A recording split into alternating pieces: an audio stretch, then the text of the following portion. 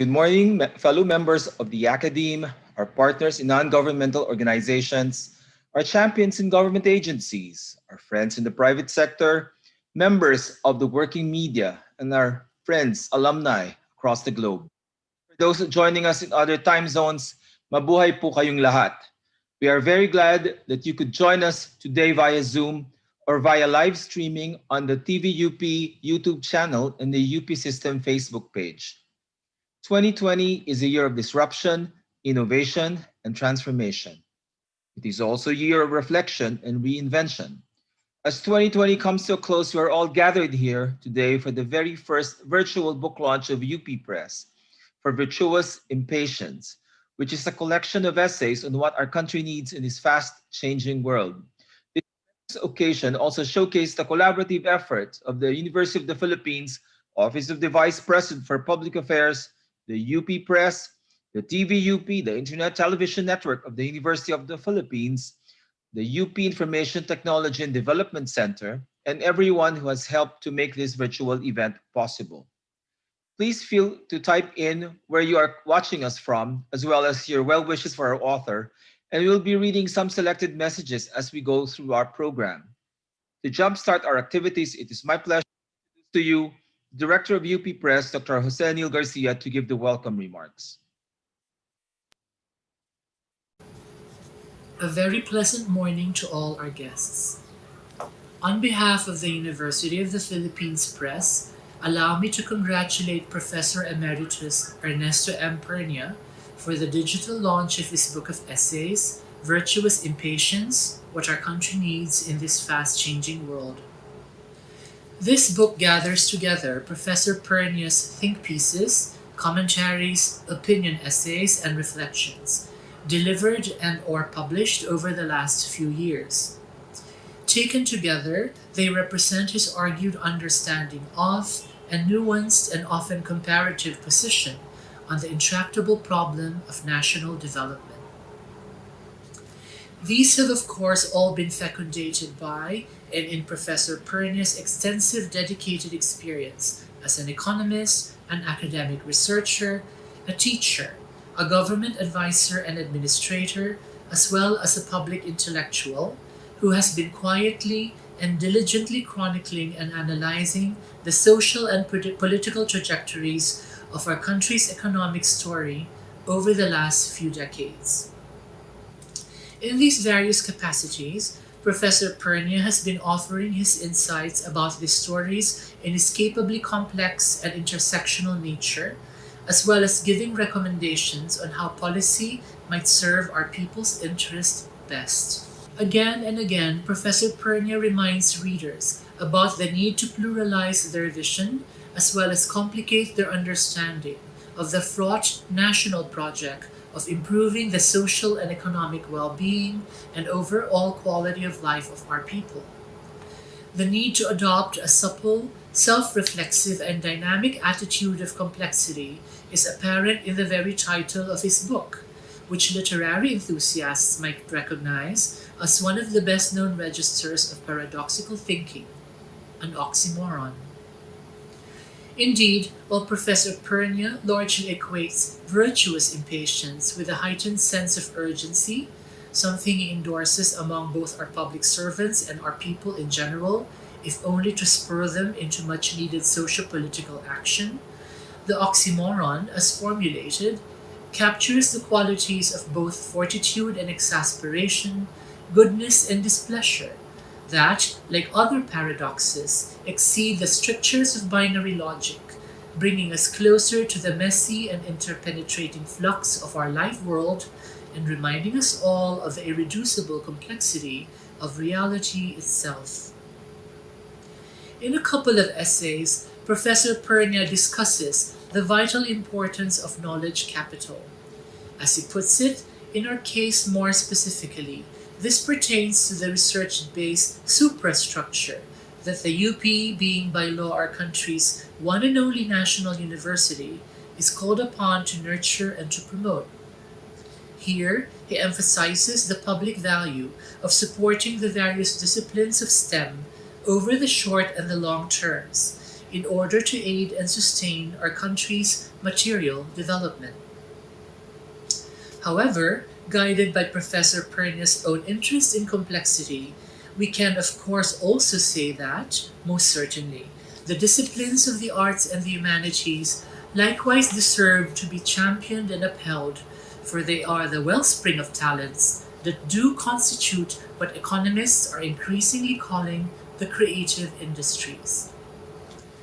The idea that progress and development, even when they are understood in strictly economic terms, cannot be equated with the promotion and growth of the sciences alone, was something that clearly emerged out of the first system wide UP Knowledge Festival, held in Tagaytay in 2016, to which Professor Pernia refers in the last section of his book. In that festival, the participants from UP's different constituent universities heard from plenary speakers inventories of hard data that showed just how supporting the arts makes sound economic sense, especially in the knowledge regimes of this new century. Then and there, the clarion call was sounded. There really is no reason why the University of the Philippines should not promote the growth and welfare of its humanities programs, as well as their resident artists and scholars, because the creative industries, whose components are already in evidence across its campuses, may well hold the key to improving the lives of the vast majority of our people who continue to be uneducated and poor. It's easily apparent that the UP hosts the country's highest density of resident writers, visual and digital artists, musicians, performers, animators, cultural critics, curators, filmmakers, theorists, directors, designers, and architects, content providers all, whose intellectual properties can be harnessed and cultivated to contribute even more significantly to our country's economy as the works of creatives already unmistakably do in many other parts of the world. By inviting the reader to think paradoxically, Professor Pernia in this book of essays is doubtless tapping into the robust energies of the humanities, the lifelong apprenticeship in which involves training the imagination for epistemological performance. As philosophers and critics have argued, through aesthetic education, desires may be uncoercively rearranged, personal and institutional behaviors tweaked and reconfigured for the better. Readers of this book will find it interesting how, now and then, Professor Pernia's economic reflections take him away from graphs and charts to the realm of sociological inquiry and cultural critique, even to discussions of religion and spirituality, bidding them to recognize the interrelatedness of knowledges and experiences. Needless to say, we need to aspire to a more holistic appreciation of our realities so that we may understand our situation better and advance the best solutions for the messiness of our many communal and societal ills. Once again, congratulations and many thanks to Professor Ernie Pernia for the bequest of his illuminative book, the offspring of his imagination and his intelligence, doubtless the singular child of his own ethical best self. Again, a pleasant morning to everyone. Thank you. Thanks very much, Dr. Neil Garcia, for your very inspiring message. And now to give the opening message, please give a warm welcome to the Deputy Director of the UP Press, Professor Gerardo T. Los Baños. Thank you, Wendell. Good morning. First, of course, let me congratulate Dr. Ernie Pernia on this occasion of the launch of his latest book, and allow me to thank him for entrusting the UP Press with this valuable work. For my remarks, I'll begin by saying that I really wish that a book of this sort had been available long ago, long ago, when I was still a journalism major in the UP College of Mass Communication. In those days, most of us journal majors would be more than happy to pound the police beat, especially if it meant we didn't have to report on financial or business issues. We were by and large thoroughly intimidated by anything having to do with economics and development, unable to comprehend the concepts and ideas connected to the subjects. The prevailing belief back then was that it was easier to train an economist to write than it was to teach a journalist how to understand economics. The book Virtuous Impatience, however, provides a holistic picture of national development, making clear how this is related to socioeconomic planning, education, environmental management, regional growth, population growth, and oh, so many of the other concepts that befuddled me and my fellow Jorn majors back in the day. Had I access to such a work 30 years ago, perhaps I might have taken a different writing path. The other thing I came away with after reading this book was just how many opportunities to improve our lot as a nation and a people we Filipinos have missed over the years. As I read in the book, our foreign direct investment and tourist numbers continue to lag behind those of our neighboring countries. Our best and brightest still leave our shores in ever-growing numbers. Our population growth remains unfettered, and the high number of our countrymen living in absolute poverty has remained virtually unchanged. After reading Dr. Pernia's analyses and reflections, it becomes apparent that he, and I'm certain many experts like him, many of whom are present during this launch, know what went wrong and know where we went wrong in the past. Perhaps if we Filipinos really started to pay attention to such experts, to what they say, if we were to heed the advice of those who have studied and understand our situation and stop kowtowing to those who shout the loudest, those who resort to intimidation, coercion, those who promise instant gratification and short-term benefits, then maybe, just maybe, we can still get the Philippines on the right path to genuine and, more importantly, inclusive progress. Dr. Pernia's book, to my mind, provides a clear picture of where we came from and shines a light towards where we need to go from here on if we are to achieve this. Again, congratulations, sir, and good morning to all. Thank you very much, Professor Jerry Los Bañas, for your heartfelt message. The book Virtuous Impatience has garnered a number of reviews from influencers and opinion leaders cutting across generations and throughout different sectors. We are very honored to bring to you the introductory remarks from the Governor of the Bangko Sentral ng Pilipinas and Professor Emeritus from the UP School of Economics, Dr. Benjamin E. Diokno.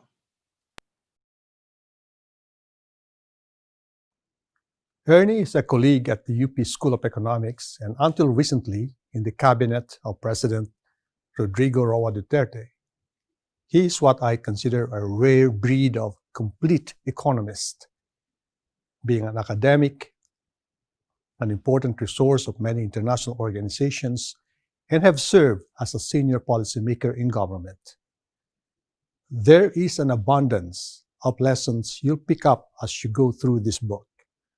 As we prepare for a new economy after this unprecedented pandemic that will permanently scar the whole world, it is appropriate to be reminded of some of the author's prescriptions. Poverty reduction has been one of Pernia's advocacies. As a key member of the Duterte administration's economic team, he was hugely responsible for cutting poverty incidence from 23.5% in 2015 to 16.5% in 2018. A remarkable achievement indeed. Now, with this once-in-a-lifetime pandemic and the consequent strict and protracted lockdown, this major success in poverty reduction is at risk. Rightfully, we may have to refer to some of Pernia's writings on the subject to derive some lessons moving forward. I've known Professor Pernia as an outstanding scholar and prolific writer with strong commitment to improving the economy, society, and humanity. I'm certain that this book will not be his last. Congratulations, Ernie.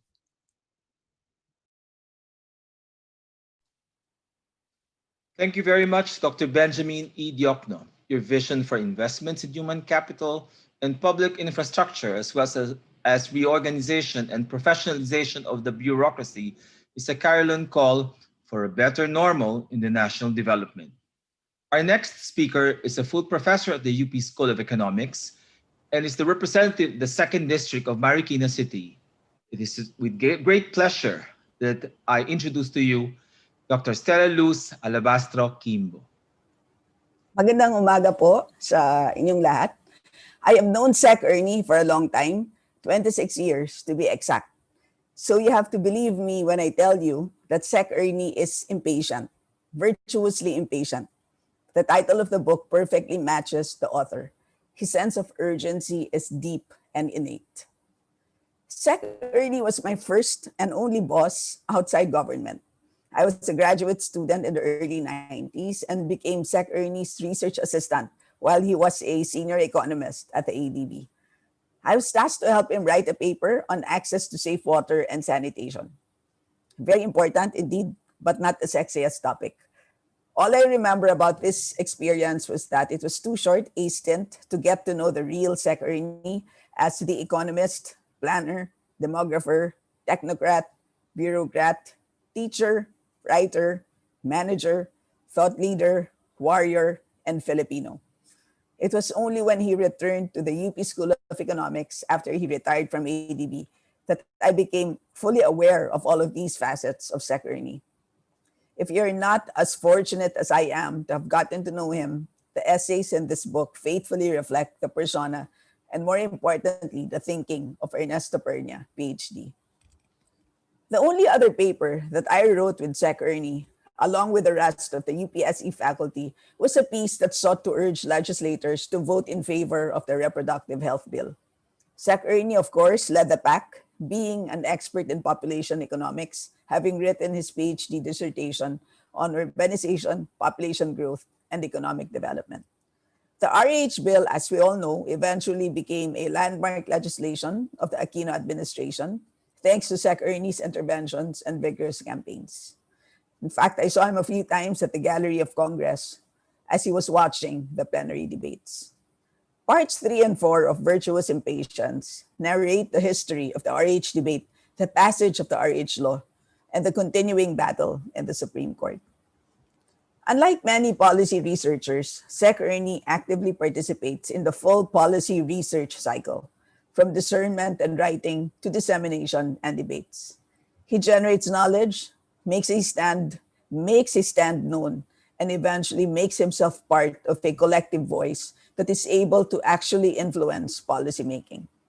I remember being a young assistant professor and watching with great interest Sec Ernie and how he behaved exactly this way during the RH debates.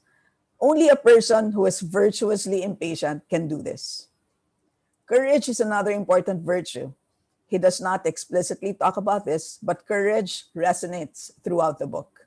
If you've never met Sec Ernie and you read this book, you will tell yourself, aba, matapang ito. He says things that perhaps no one in our profession would have the courage to write and permanently etch in literature. Part 4 of Virtuous Impatience collects Sec Ernie's reflections on the church, on its role in society, the economy, and the reforms that it must undergo. Here are some excerpts which I find very interesting. A country's economic and social malaise can be attributed in no small measure to its dysfunctional institutions. This is true of our principal institutions, the church and the state, constitutionally separate, but with interests and acts that often intersect.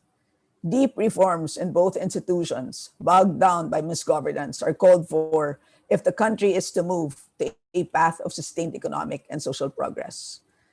The kinds of reforms required of the church apply virtually equally to the state. Participation, openness, accountability, and servant leadership, after all, are the very essence of true democracy. Sans structural reforms, the church will likely continue to alienate its faithful as it drifts toward irrelevance, while the state idly watches the economy miss its development potential. You will certainly not be bored by this book. There's so much to learn, from concepts, history, policy, and lessons for moving forward. It is contagious and compelling. Sec Ernie, who has been there, done that, describes what policy reforms are urgently needed today, many of which should have been done even decades ago. Indeed, now is the time to shed off our revered trait of patience, convert to impatience, and compel our leaders to embark on necessary reforms. Now is the best time to read it. As COVID 19 ushered in the idea of a new normal, we need to change our ways, and we must do it now. It is a good time to be virtuously impatient. Thank you, Sec Ernie, for that reminder. A big and heartfelt congratulations to you from me and Miro. Thank you very much for your very encouraging words, Dr. Stella Luz Alabastro Kimbo. Our next speaker is an advocate for sustainable industrialization and inclusive growth. Please welcome Associate Professor from the UP School of Economics, Dr. Sara Lynn Daway Ducanes.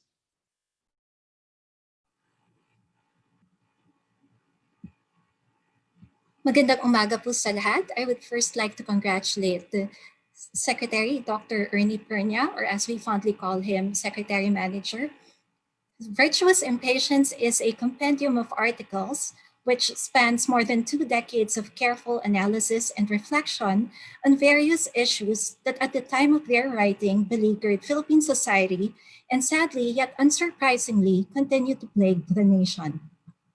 The current global pandemic highlights even more clearly our country's frailties, primarily inadequate health system capacity, traditional education delivery modality, underfunded research and development, and seemingly misdirected investments and policies.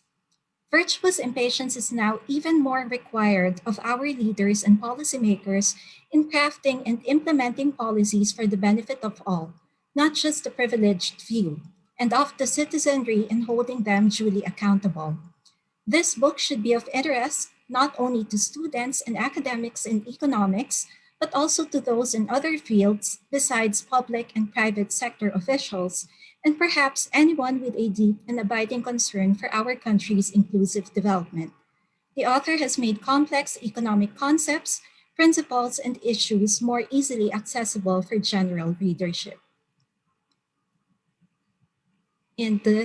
Now it is also my distinct honor and privilege to introduce Dr. Ernesto Pernia, who is a professor emeritus of economics at the University of the Philippines and former Secretary of Social Economic Planning, the National Economic Development Authority. He was lead economist at the Asian Development Bank, where his work covered, among others, investment climate and productivity, economic growth and poverty reduction, education and health, and sub-regional economic cooperation in Southeast Asia. Previously, he was regional advisor on population and employment policy and research for Asia and the Pacific with the International Labor Organization. He served as chair of the Board of Trustees of the University of San Carlos and a director on the board of the Philippine American Academy of Science and Engineering, or PAASE. He is a former president of the Philippine Economic Society. He obtained his highest degree from the University of California, Berkeley on a Ford Foundation scholarship.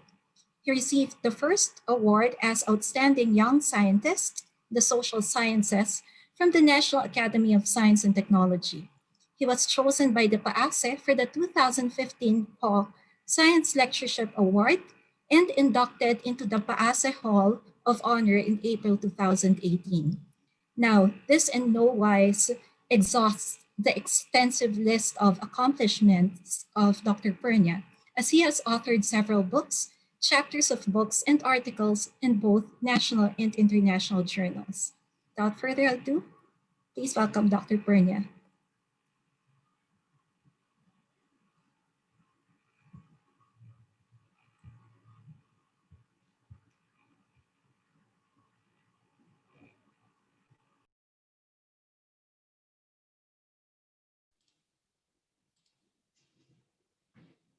So I think we're having some technical problems. I think Dr. Pernia is already here. So Dr. Ernie. Yes. Okay, nito ano ko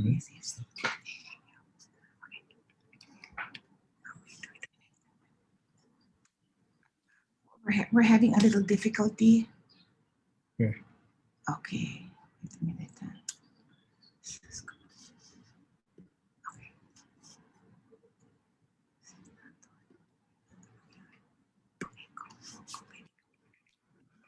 I'd like to thank profusely the previous speakers who spoke very well of the book.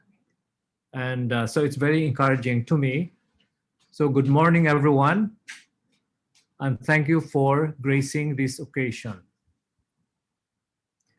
In the nature of things, our thoughts, words, and deeds inevitably reflect our experiences during different phases of life.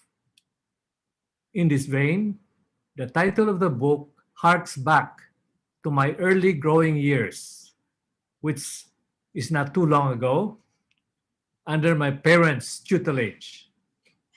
Both were sticklers for punctuality and getting things done ahora mismo, or the simple mantra, what you can do today, do not wait for tomorrow. That's the provenance, I think, of the phrase virtuous impatience. A sense of or sense of urgency, which fortuitously became the book's title. The theme of the book is also assumed by the opening article and runs through explicitly or implicitly the rest of the essays. It should not be difficult for many to agree that sense of urgency is a scarce commodity in our country and society. And though I have tried to live by it myself, I must say mea culpa, as I have had my lapses and not been totally faithful to it. We Filipinos are known to be good people, and indeed we are, caring, empathetic, and uncomplaining, which we tend to do or overdo often to our undoing. Thus, our kind of patience often puts our country in a vicious cycle, setting it back rather than sustainably moving the country forward, which would be more possible, I think, with virtuous impatience. I point in the first and later articles to a number of select empirical examples of inordinately delayed projects and lagged implementation and efficacy of policies. While there have been some tangible improvements under the current administration, delays seem to persist, leaving ample room for improvement. For instance, the long-awaited and much vaunted Republic Act 11032, or the Ease of Doing Business and Efficient Government Service Delivery of May 2018, that replaced the Anti-Red Tape Act of 2007, has yet to make a palpable dent in cutting red tape, which has, among other factors, hobbled our country's economic performance. Parenthetically, come to think of it, virtuous impatience could have served and can still serve our country well in this ongoing coronavirus pandemic. Note how our Asian neighbors, Vietnam, Thailand, Malaysia, Taiwan, and South Korea dealt with COVID-19 with urgent action and proportionate response. One who visits South and East Asia, especially if also over time, can easily notice their sense of urgency as evinced by their dynamic progress. Sense of urgency is intimately linked to efficiency in the way things get done speedily or in less time for a given cost, whether one is talking about project completion or policy outcomes. This also implies that output-oriented and time-bound work leaves little latitude or opportunity for corruption.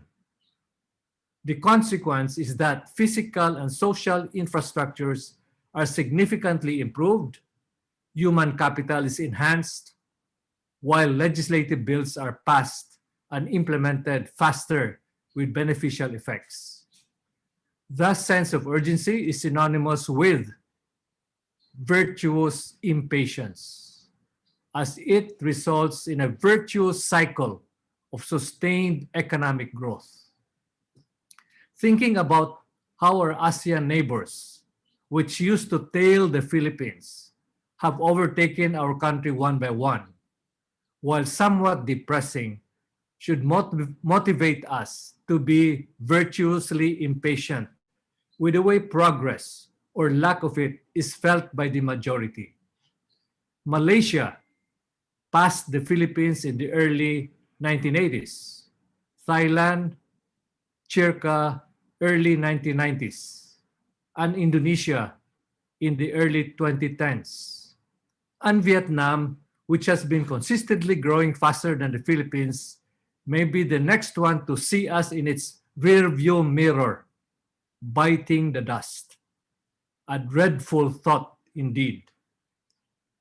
So we have to stop this bleeding with a culture of virtuous impatience that can underpin positive changes, such as better social and physical infrastructures, human capital development, and swifter passage of key bills, not to mention less graft and corruption, which could make our country catch up sooner, not later. Let me now turn to why this book.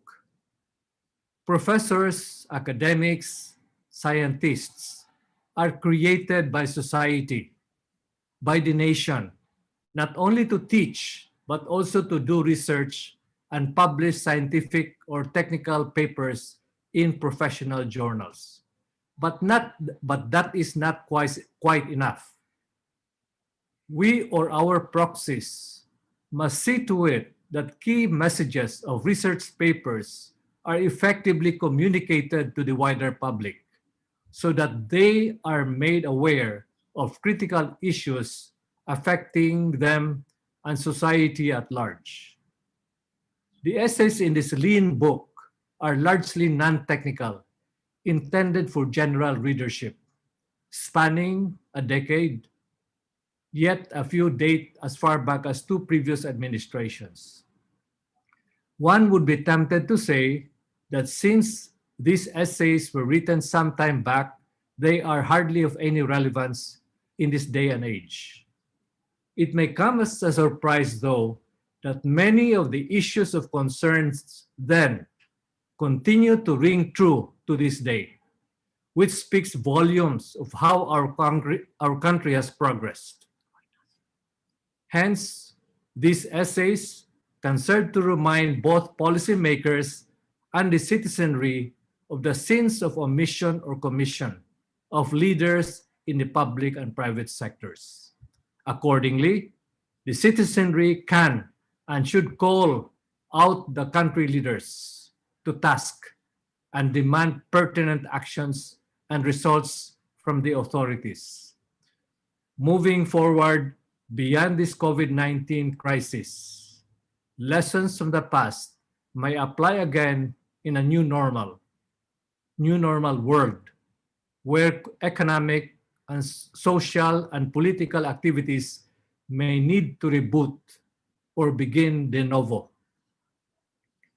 The book takes up a range of critical issues in the economic, political, economy, social, and demographic spheres, albeit almost interconnected or mostly interconnected.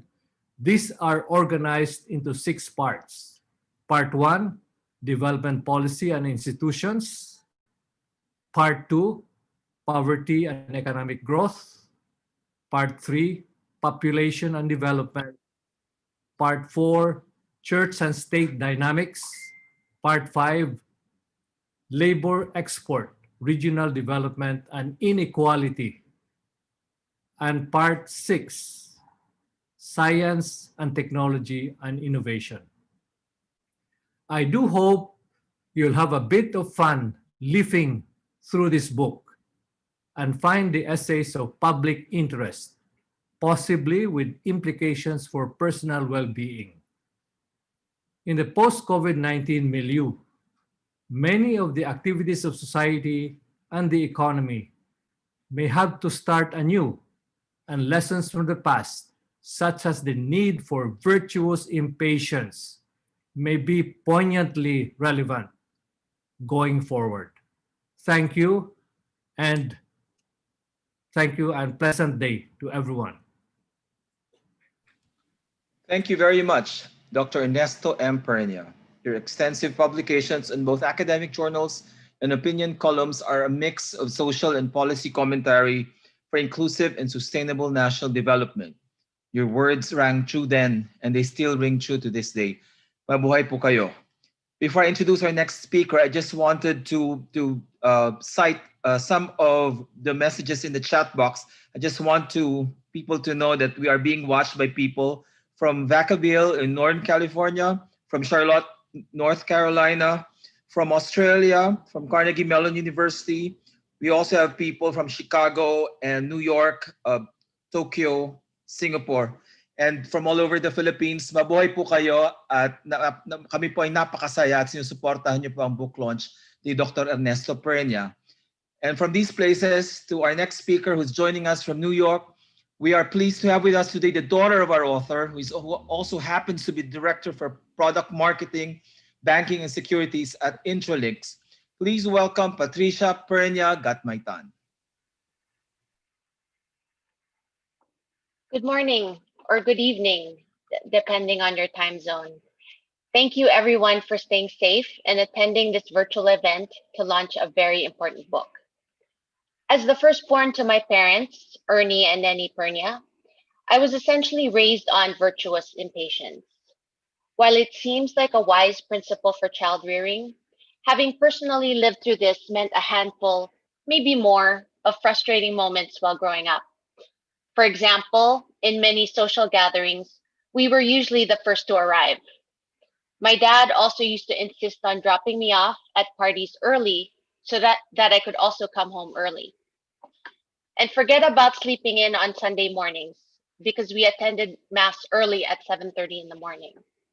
Needless to say, for teenagers, virtuous impatience can be somewhat difficult to appreciate. In other aspects of my younger life, schoolwork, extracurricular activities, family trips and events, planning and logistics discussions were standard, along with an unwritten but understood implementation plan to be taken to heart. This meant constant reminders to be not just on schedule, but ahead of schedule, to do what you can now instead of later, to respect time and in turn other people's time, and ultimately to respect other people and meet the objectives at hand. In all honesty, while my instincts as a younger person were often to question and resist, as I've gotten older, I've gained a better understanding of the intentions and real-world benefits of this principle. Don't get me wrong, there are still moments I question and resist, but I've come to realize this was a way for both my parents to build and instill discipline, foresight, seriousness, planning, and action, all of which to this day help me in the decisions I make in my professional and personal life. I can say this policy making in our home, my parents' virtuous impatience, most often triumphed over my own vicious impatience, and it's only helped me as an adult and a parent.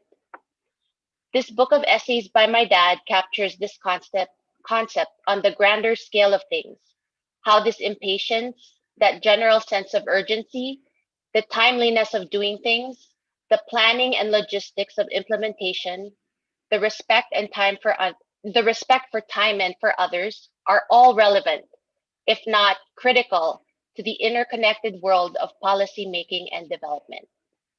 So whether a government official, corporate executive, entrepreneur, educator, or simply a parent to a teenager, virtuous impatience can be an important principle to live by. Thank you again, everyone, for attending, and congratulations, Dad. Thanks very much, Patricia, for giving us a glimpse of Dr. Ernesto Pernia, the family and the family man. He's definitely a role model, a very strong role model with high moral values to emulate. 5 years ago, Dr. Pernia wrote a column bemoaning the DOTC as a public disservice. Let us now hear from the president, chairperson of Sunstar Publications, and former Secretary, Department of Transportation and Communication, Attorney Jesus B. Garcia Jr. Hello, good morning, everyone. Am I clear? Is it clear?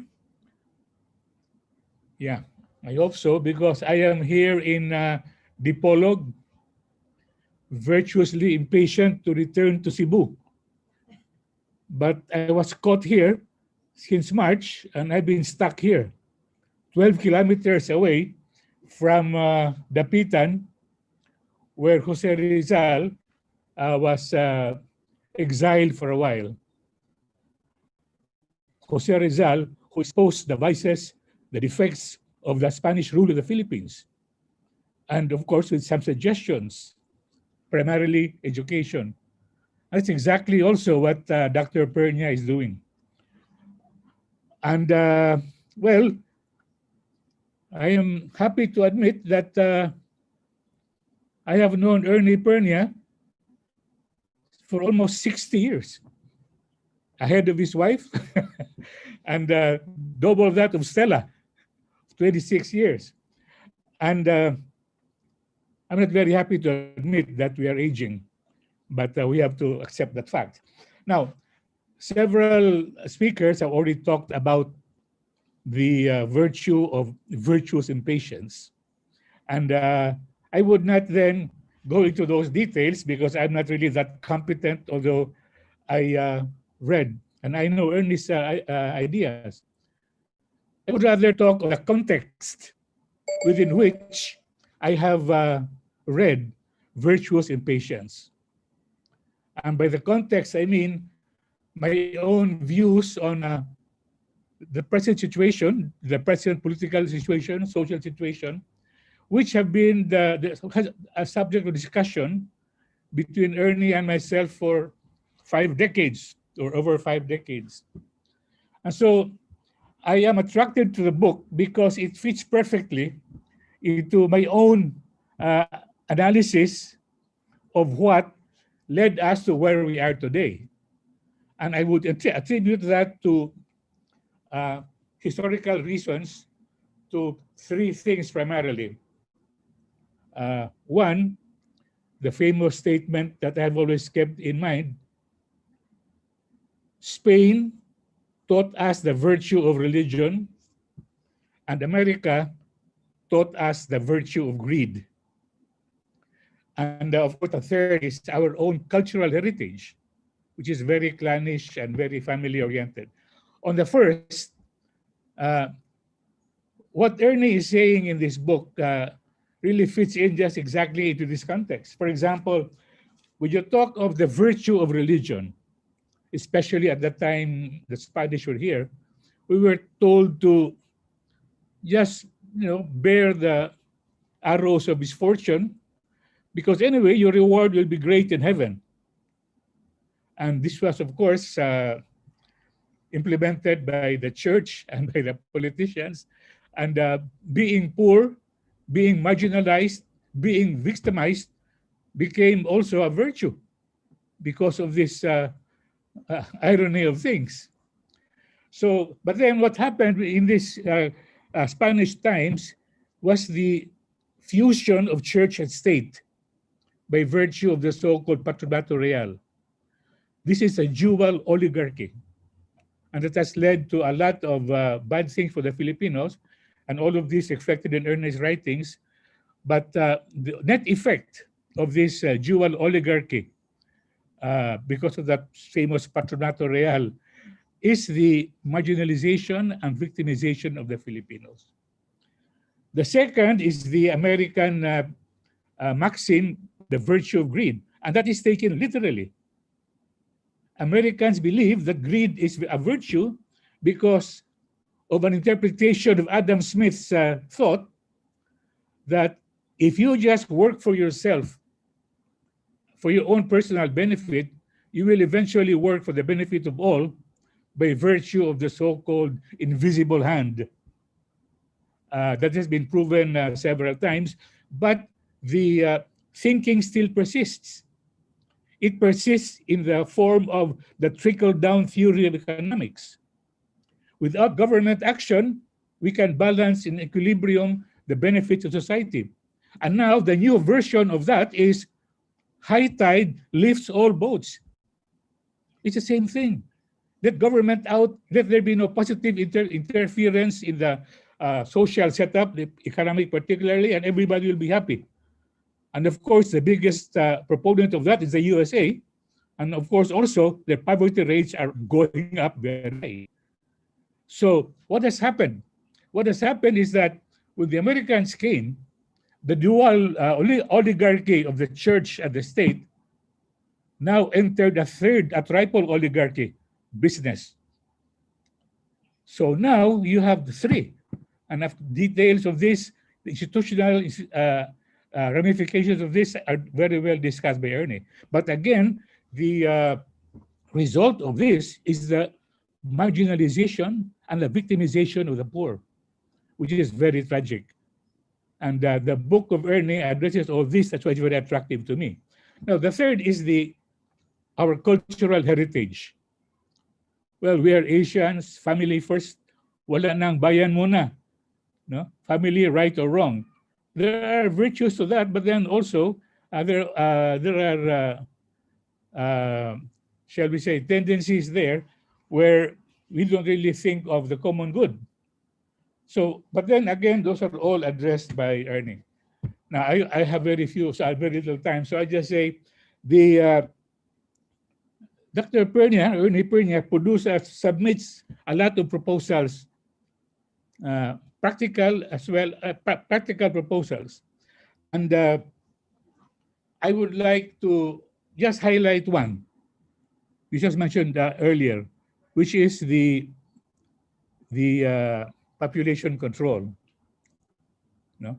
Because we have discussed this several times, and if you know a secret, Ernie and I were fellow teachers over 50 years ago, and we were both teaching theology.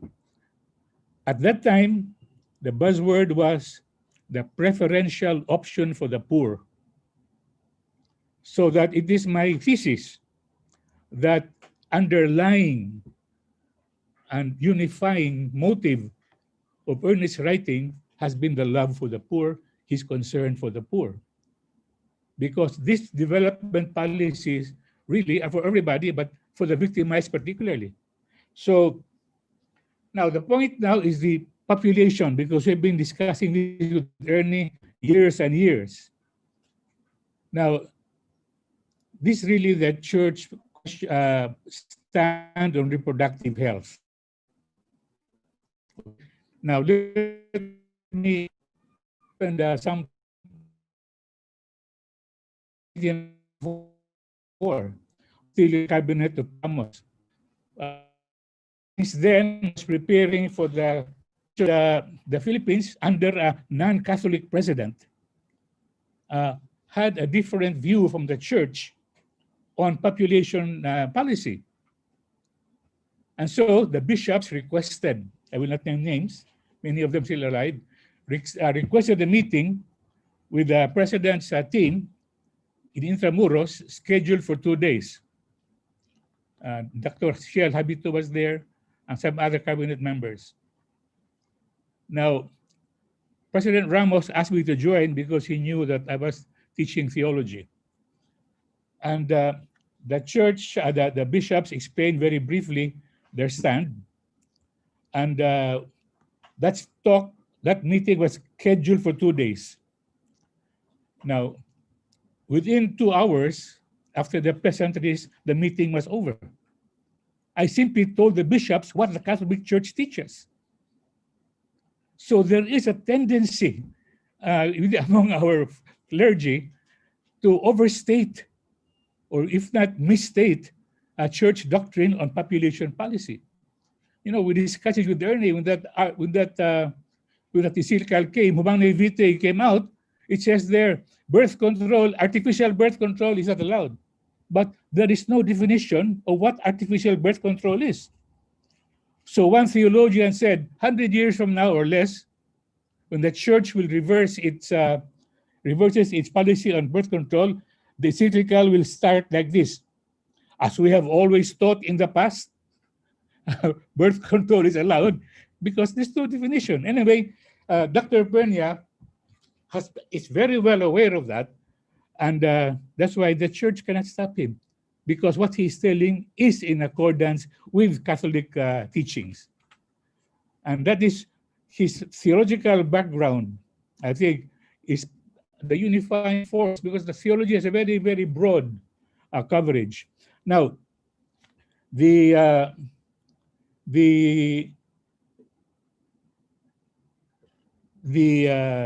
policy prescriptions of Ernie involves many, many things.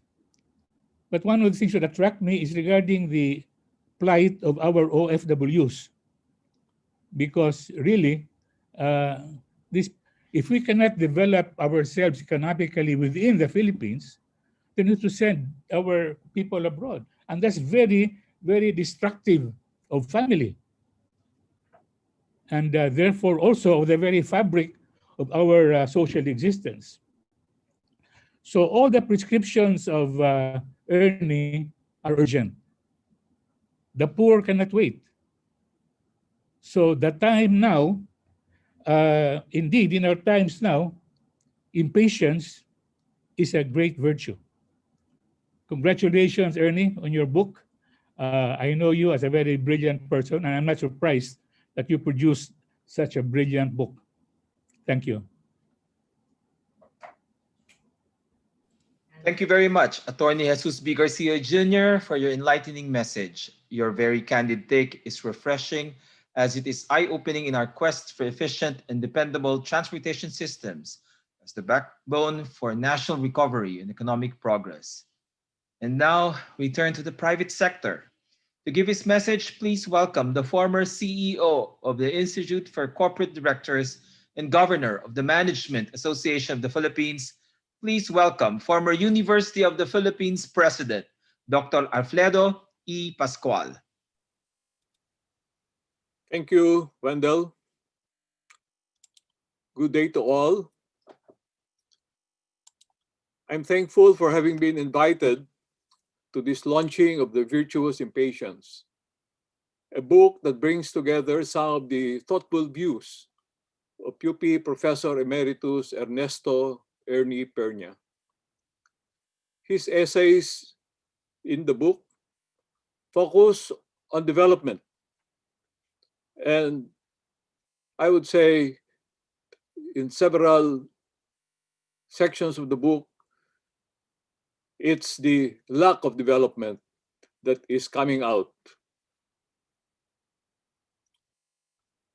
On this occasion, I'm delighted to recall how Ernie and I crossed paths at successive stages for our careers over the last 3 decades.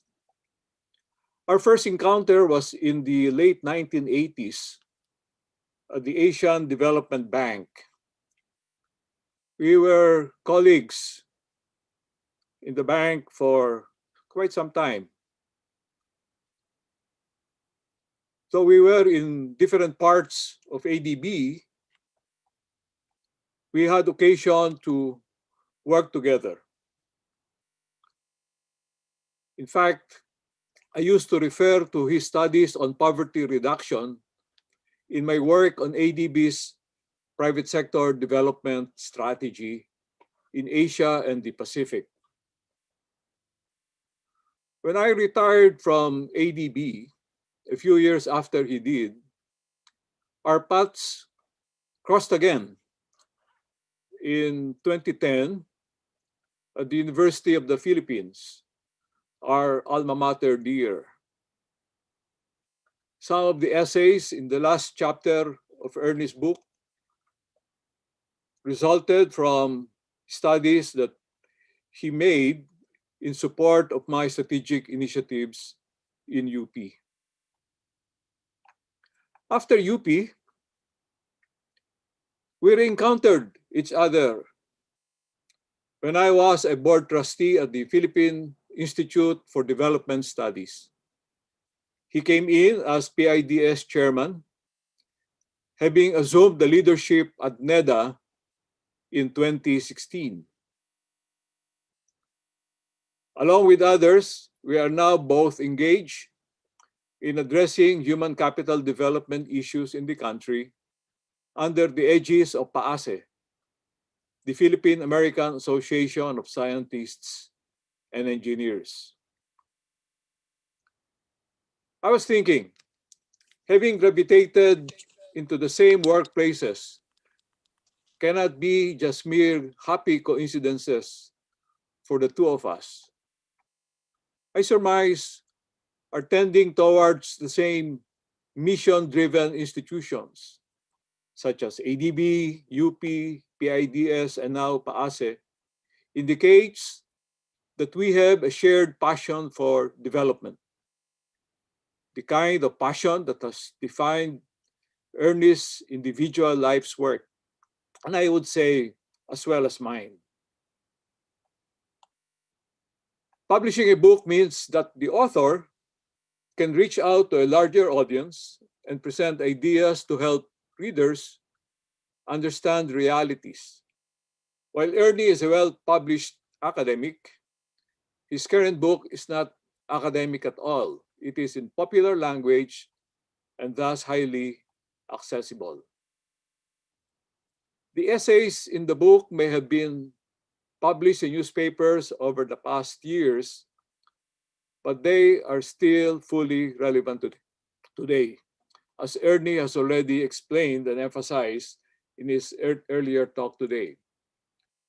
The key issues they address, such as poverty, income inequity, and regional disparity, remain unresolved, frustrating our country's quest for national cohesion and unity.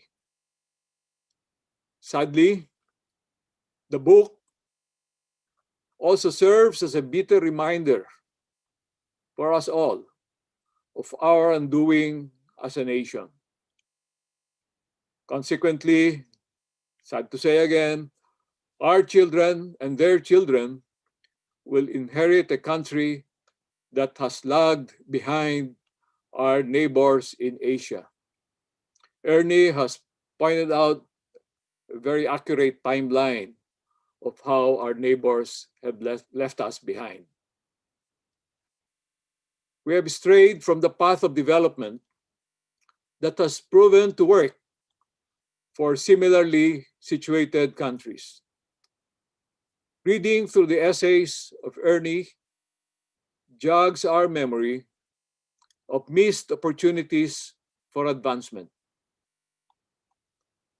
If we are to catch up, we need to heed Ernie's call for virtuous impatience, less tolerance for misdeeds, and a greater demand on our political leaders and policymakers for urgent actions on long-delayed reforms. To be fair, the last few years have enabled the country to make progress in addressing some of our socio-economic challenges. Unfortunately, the COVID pandemic, which started late last year, has reversed our gains and aggravated our problems. But on the bright side, if we can look at our sorry situation that way, the resulting disruptions allow us to reassess our country's development path. May the imperatives espoused by Ernie help reshape the way towards a better future for all Filipinos. Congratulations, Ernie, on this book, and we'll try to imbibe the virtue of virtuous impatience. Thank you. Thank you very much, Dr. Alfredo E. Pascual. We truly miss seeing you in the university, and the private sector is truly a partner in driving our country's economic recovery in order to achieve our national development goal of inclusive growth, coupled with the need for higher education sector to meet industry-specific demands of a changing business landscape. And to give us a view from the Science and Technology Research and Development Cluster, please welcome another person that we truly miss seeing live, the president of the Philippine Academy of Science and Engineering, former UP Vice President for Academic Affairs and UP Professor Emeritus of Marine Science, Dr. Gisela Padilla Concepcion. Thank you, AVP Wendell. Greetings and congratulations to our esteemed author, Dr. Ernesto Pernia, his wife, Nenny, and the Pernia family. It is a distinct honor for me to share with you my thoughts on a book on human virtues and values that our country needs most during this time. I thank Dr. Pernia for writing the book, which exhorts us towards national atonement and reform, starting with us, ourselves as individuals. As we know, the upliftment of the poor is Dr. Pernia's lifelong advocacy and commitment. In Virtuous Impatience, he shares nuanced reflections on how problems of poverty and inequality of income and opportunity are deeply rooted in personal human traits, the viciously patient nature of Filipinos, embedded in Filipino sociocultural values, shaped through centuries of mental subjugation by colonization and religion.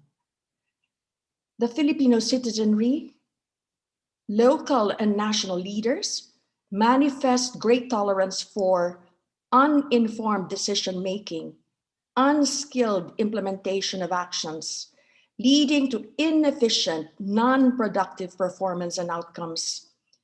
This perpetuates a vicious cycle that keeps the country's economy in a meta-stable state, away from the trajectory to a stable, inclusive, diversified, and resilient economy like those of its ASEAN neighbors. Nowhere is this more evident again than in this time of COVID. Dr. Pernia engages us in public discourse on a range of socio-economic issues of grave national importance, issues he has courageously addressed throughout his professional life as an academic and public servant in the field of development economics. Specific situationers and arguments are presented in simple, readable, yet compelling language. Responsible family planning limits the number of family dependents, reduces hunger and malnutrition, and empowers women to join the workforce. Massive training and upgrading of skills and competencies build the labor workforce indispensable for the growth of agriculture, fisheries, manufacturing, tourism, and ICT industries in the regions. This as the alternative to massive labor export, which drains talents, disrupts families, and exacerbates regional inequality. A glaring example of a vicious patience cycle that we have not exited.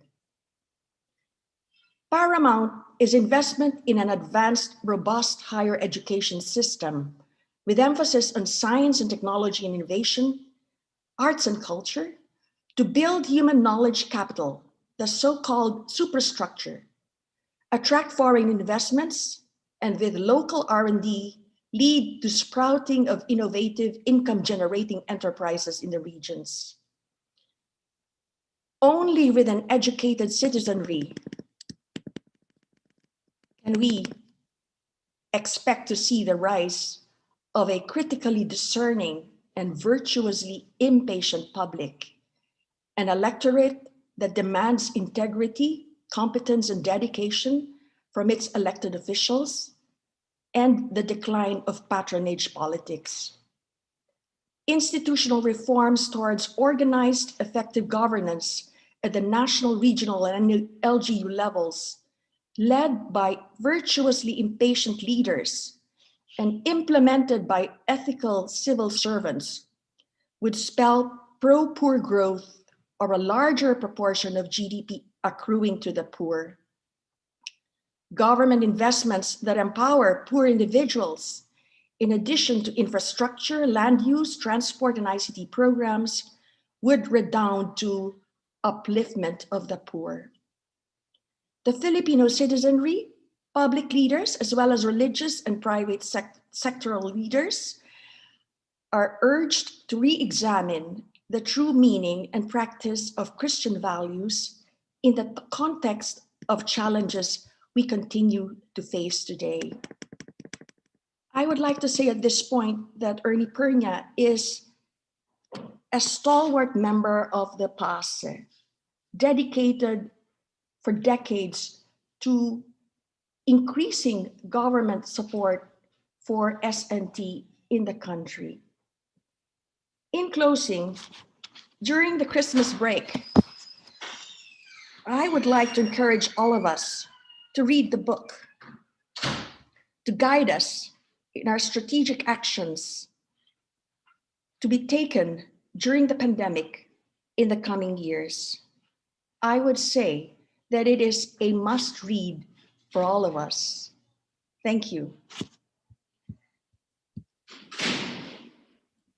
Thanks very much, Dr. Gisela P. Concepcion, for your very enthusiastic message on the need for massive government investment in high-level knowledge capital or suprastructure for economic development, integration, and global competitiveness.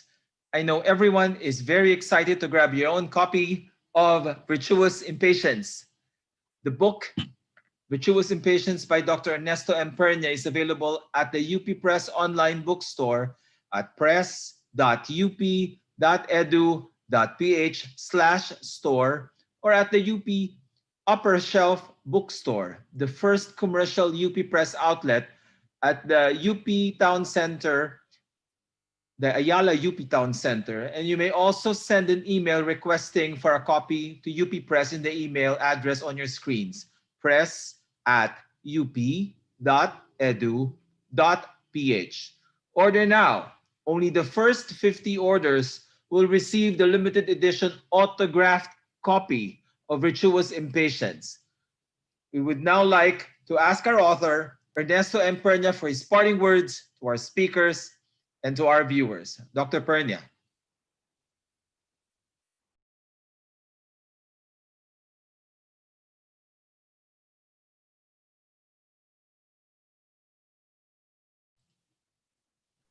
Chancellor's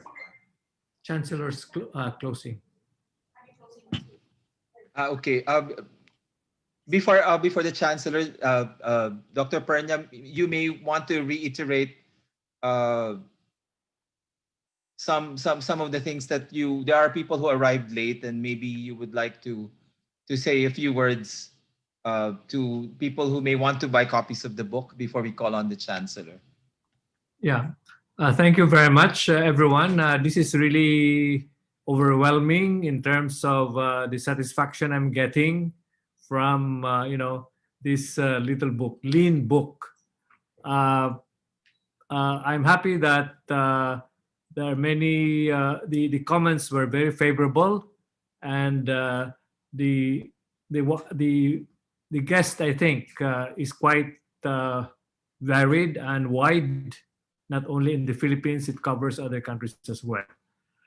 So I'm sure everybody feels bombarded, maybe carpet bombing in a way, of what virtuous impatience is. I just hope that we are not just preaching to the choir, that there are others who could also, maybe the ones that are here are mostly virtuously impatient already. So we really need to popularize, to spread far and wide the the virtue, the culture of virtuous impatience, because this is what our country needs. And this is really second nature to our ASEAN neighbors. And that explains why, as I've said earlier and others have said earlier, that we have been overtaken by them one by one. So let us stop that bleeding, as I've said in my talk, and let us now really advocate virtuous impatience as a way of doing things, not only for ourselves, but especially for our country and in our work. Thank you very much, and maraming salamat sa ating lahat. Mabuhay tayo.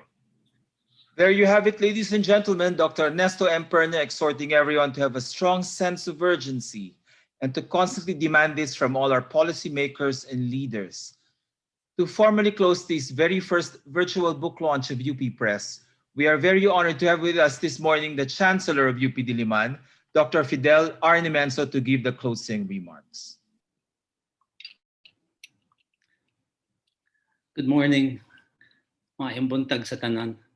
Congratulations, Dr. Ernie Pernia, on the launch of your book, Virtuous Impatience, which we are celebrating today.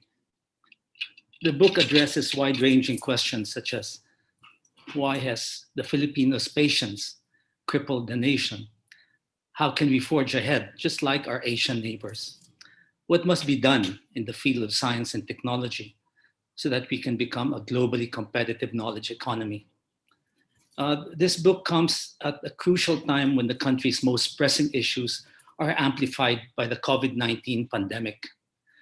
While these essays were written before our current context, they remain relevant in making us realize where we have gone wrong and how we can get things right. Dr. Pernia's valuable insights probe deeper into the problems that the country faces, as well as plausible solutions that could take us forward into a more stable future. The age of the internet and social media may have forever changed the way our people respond to injustices, calamities, and the like. And yet we have yet to implement policies that will allow and enable us to effectively address our nation's challenges.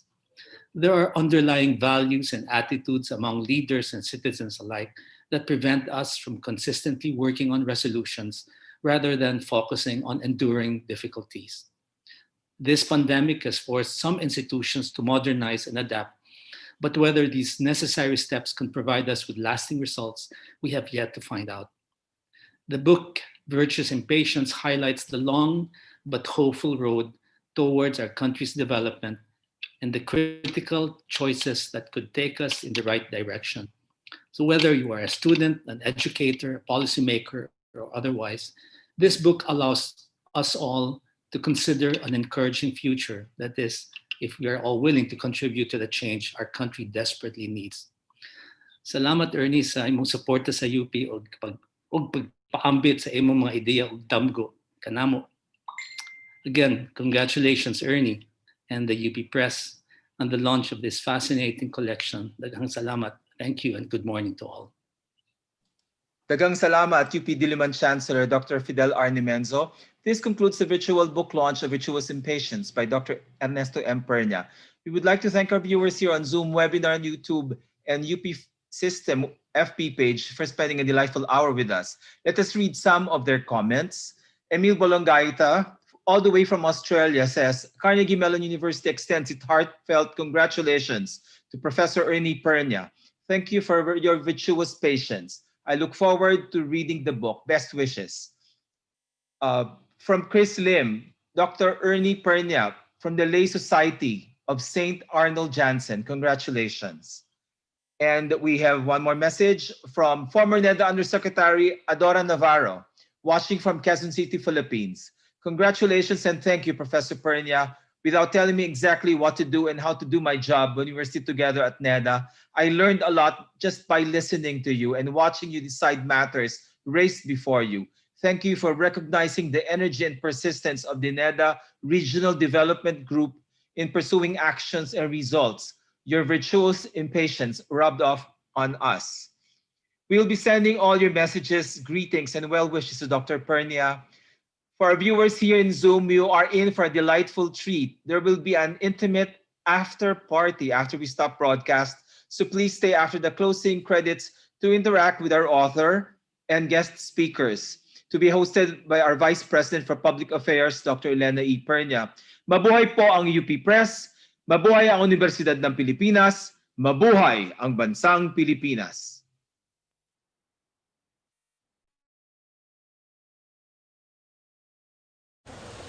You